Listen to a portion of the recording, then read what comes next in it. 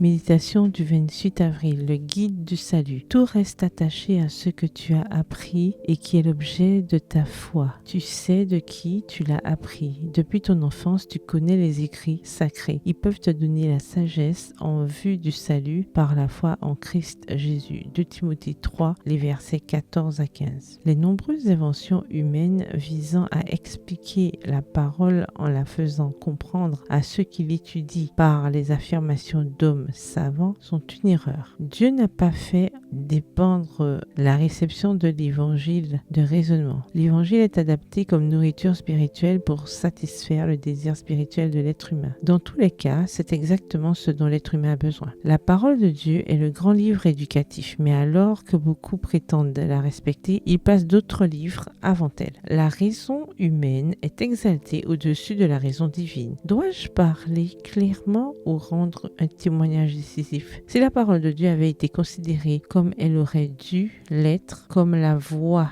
de Dieu aux hommes, la source de toute sagesse, de toute vérité, de toute éducation supérieure. Les enfants, les jeunes et les parents en auraient fait non seulement leur étude, mais leur enseignant et leur guide, afin de montrer dans les siècles à venir la richesse surabondante de sa grâce par sa bonté envers nous en Christ Jésus. Éphésiens 2, le verset 7. Dans les siècles à venir, quelle histoire ces siècles nous réservent? Comment les enfants du monde pourraient-ils supporter de contempler les hauteurs et les profondeurs de cette éternité appelée par l'apôtre les siècles à venir? Que peut-on savoir de ces siècles à venir? La Bible est le manuel et nous devons la sonder avec diligence, non pas comme nous lirions un livre parmi d'autres. Elle doit être pour nous le livre qui répond aux besoins de l'âme. Ce livre rendra sage à salut celui qui l'étudie et lui obéit. De même que la nourriture ne peut nourrir le corps si elle n'est pas mangée et dirigée, de même la parole du Dieu vivant ne peut